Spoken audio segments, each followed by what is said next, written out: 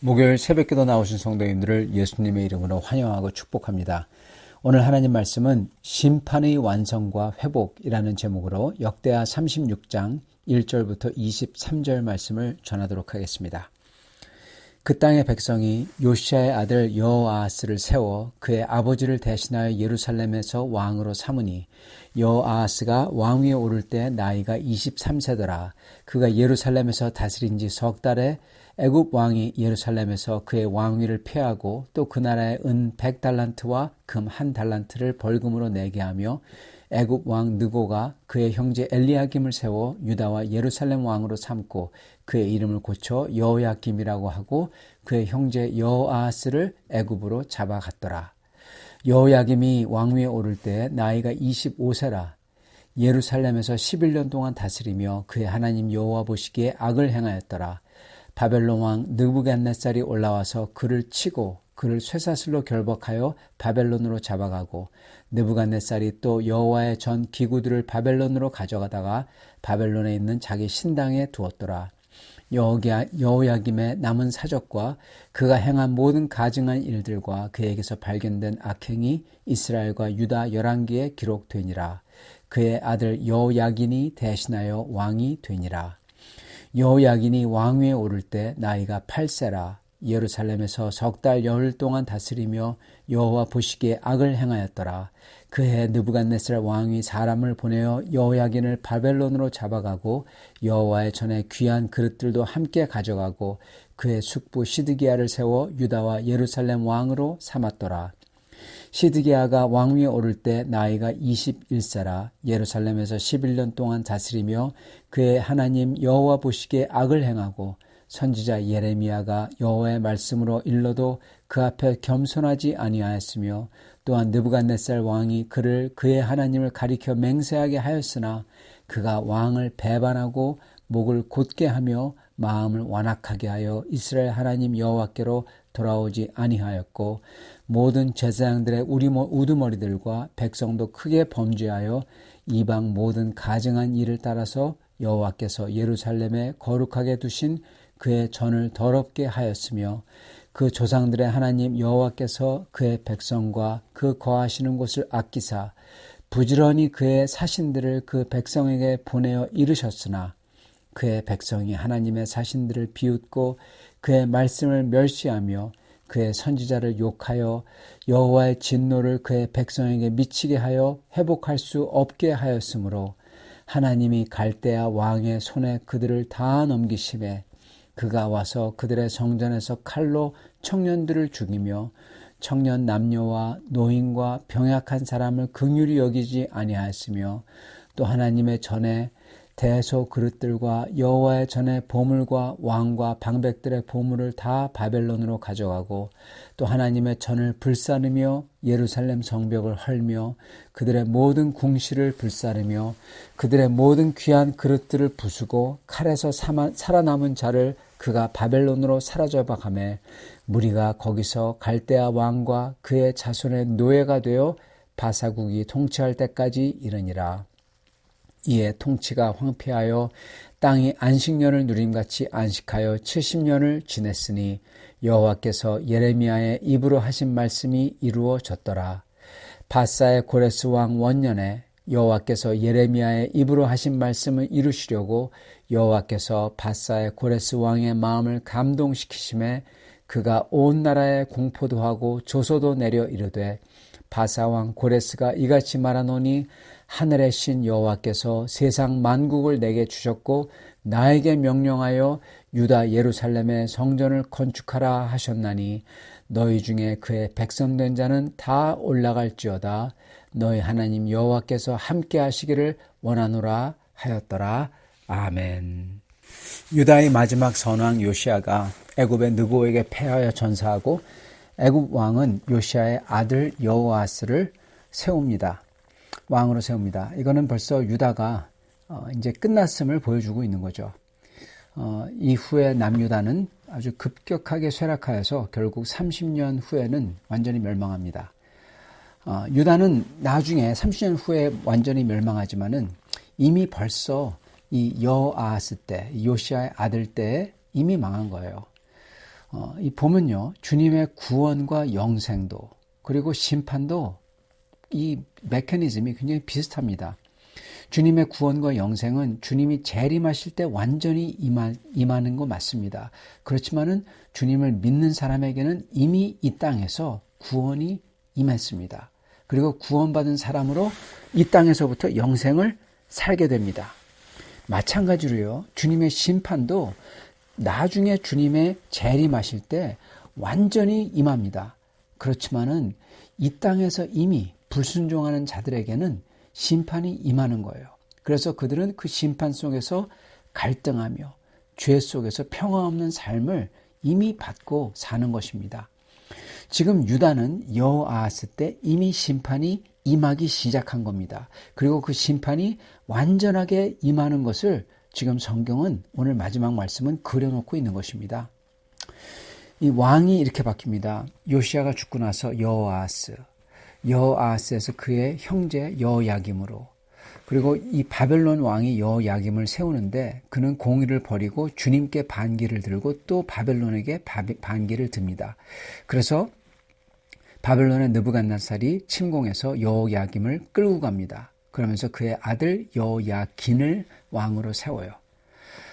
그러면서 예루살렘에 있는 성전의 기구들을 탈취해 갑니다.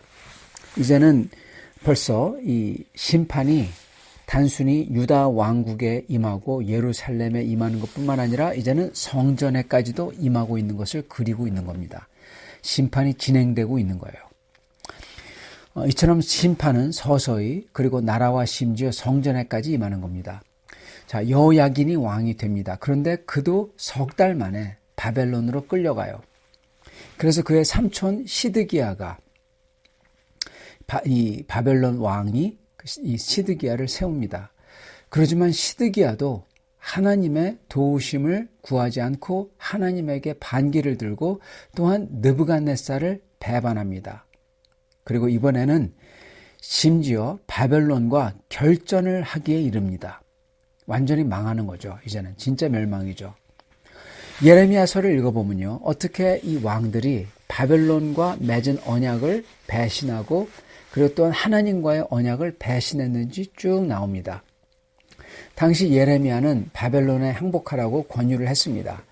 히스기야 왕도 바벨론에게 친바벨론이었고 요시야 왕도 친바벨론이었죠. 그런데 어떻게 그의 아들들이 이렇게 반바벨론인지 잘못 간 거죠.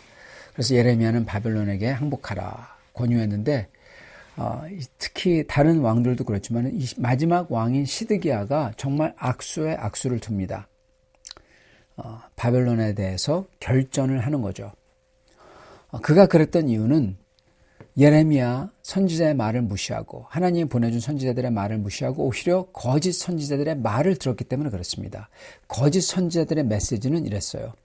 바벨론 왕의 멍에가 곧 꺾일 거다. 포로들도 2년 안에 다 돌아올 거다. 하나님이 그러한 축복과 형통을 주셨다. 그렇습니다. 기적이 온다고 한 거죠. 예레미야는 아니다. 왜 아니냐? 왜냐하면은 백성들이 우상 숭배에서 돌이키지 않았기 때문에 결코 형통이 오지 않는다. 하나님께서는 백성들이 우상 숭배에서 완전히 고쳐지기 위해서 긴 시간 동안 심판의 과정 속에 들어가야 한다. 고쳐질 때까지 심판받아야 한다는 겁니다. 그랬는데 이거는 듣기 싫은 말이라고 무시했던 겁니다.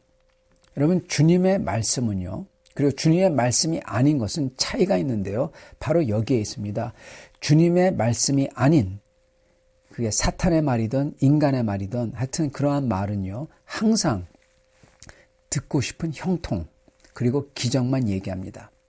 좋은 것만 얘기해요. 절대로 그게 얘기하지 않는 게 있어요. 그게 뭐냐? 우리의 죄에 대해서 얘기하지 않아요. 회심과 회복을 얘기하지 않습니다. 그러니 주님의 말씀은 항상 인간의 죄를 보여주시고 드러내고 회개하라고 하세요. 그런데 항상 인간은 그거를 듣기 싫어합니다. 그게 망하는 자의, 심판받는 자의 아주 증거예요. 주님의 죄를 보여주는 것을 듣기 싫어하고 회개를 거부하는 거죠. 결국 느부갓네살은 이러한 시드기야와 예루살렘 그리고 하나님의 선지자들을 아주 핍박하는 그러한 이 유다 백성들을 다 죽여버립니다. 이제 이번에는 성벽을 헐고 성읍을 헐고 다 죽여요. 완전히 파괴하는 거죠. 그 가운데 살아남은 자들을 바벨론으로 끌고 갑니다. 이게 하나님의 심판입니다. 그리고 심지어 성전마저 불타죠. 이 순간 하나님의 심판이 완전히 임하는 거예요. 하나님은 이 순간 주님의 얼굴마저 돌려버리고 주님의 손에서 있던 백성을 갈대아 왕, 이 느부갓네살 왕의 손에 그대로 넘긴 겁니다. 인간의 복수에 넘긴 거예요. 잔인함에 넘긴 겁니다. 인간의 잔인함에. 하나님의 심판은요, 하나님이 직접 벌하는 것보다는 로마서도 그렇게 기록하고 그리고 여기서도 기록하는데 하나님께서 하나님의 은혜의 손에서 인간이나 아니면은 스스로 자기의 죄의 손에 넘겨버리는 겁니다. 그게 하나님의 심판이에요. 그러면서 하나님의 얼굴을 돌려버리는 게 심판인 것입니다. 그러나 하나님께서는 심지어 이런 사람들에게도 심판만을 주지 않는다는 사실을 우리가 봐야 됩니다. 하나님의 심판이 임하는 가운데에서도 하나님께서는 유다에게 주님의 뜻을 전하는 선지자들을 부지런히 보내셨다고 기록합니다. 15절, 그 조상들의 하나님 여호와께서 그의 백성과 그 거하시는 곳을 아끼사 부지런히 그의 사신들을 그 백성에게 보내어 이르셨으나 하나님은 멸망 직전까지도 선지자들을 보내주셨던 겁니다. 그래서 예레미야 선지자를 눈물의 선지자로 부르는 거죠. 예레미야 선지자는 나라가 망하는 동안 망할 때까지 하나님의 말씀을 전했어요. 그리고 결국 망한 다음에도 주님의 말씀을 듣지 않는 백성에게 하나님의 말씀을 전했던 겁니다. 이러는 게 예레미야 선지자에게는 크나큰 고난과 핍박이었죠. 그리고 그렇게 말씀을 전하는데도 듣지 않는 것을 보는 그 자체가 그에게는 크나큰 슬픔이었던 겁니다. 그래서 그가 눈물의 선지자였던 거예요. 주님은 예레미야 선지자를 이토록 고난을 받게 하시고 그러면서도 그의 백성에게는 말씀을 듣지 않는 백성에게는 끝까지 주님의 은혜를 주신 겁니다. 사실 지금도 모든 사람들은 우상 숭배의 죄 속에서 삽니다. 그리고 선지자 예레미야를 보내주셨듯이 지금도 주님의 말씀을 주님의 사람들을 보내주고 계세요. 그러나 사람들은 그러한 말씀과 주님의 사람들을 거부합니다. 그래서 모든 인간은 심판받아 마땅한 자들인 것입니다. 여러분, 하나님의 심판이 또 일어난 적이 있습니다. 그건 바로 하나님께서 십자가 위에서 당신의 아들에게서 얼굴을 돌리신 순간입니다. 예수님은 우리가 받아야 되는 심판을, 하나님이 얼굴을 돌리시는 심판을 직접 받으셨어요. 그리고 죽음과 멸망으로 끝내야 되는 유다를 70년 후 다시금 살리셨듯이 우리 예수님도 십자가 위에서 죽음과 멸망으로 끝난 것 같았지만 3일 후에 완전하게 부활하십니다. 그리고 예수께 속한 이들도 우리도 같이 새로운 구원을 맞이할 것입니다. 성도 여러분, 우리가 해야 되는 것은 마치 멸망당했던 이스라엘 백성이 기다리며 순종하며 주님의 때를 기다려야 했듯이 우리도 똑같이 하나님의 약속을 믿고 순종하며 기다려야 하는 것입니다. 그랬을 때 심지어 포로의 신분이 된 사람들도 하나님께서 구해내셨던 것처럼 심지어 이방 왕을 통해서라도 구하셨던 것처럼, 그리고 심지어 당신의 아들이 죽기까지 하면서도 구해내셨던 것처럼 하나님은 그렇게 믿음으로 기다리며 순종하는 백성들에게 은혜를 베푸셔서 반드시 구해내시는 것입니다. 사랑하는 성도 여러분, 오늘과 이 심판과 회복을 보며 주님의 회복을 믿음으로써 기다리는 우리가 다 될 수 있기를 축원합니다. 하나님 아버지, 주님의 말씀을 듣고 믿음으로 기다리길 소원합니다.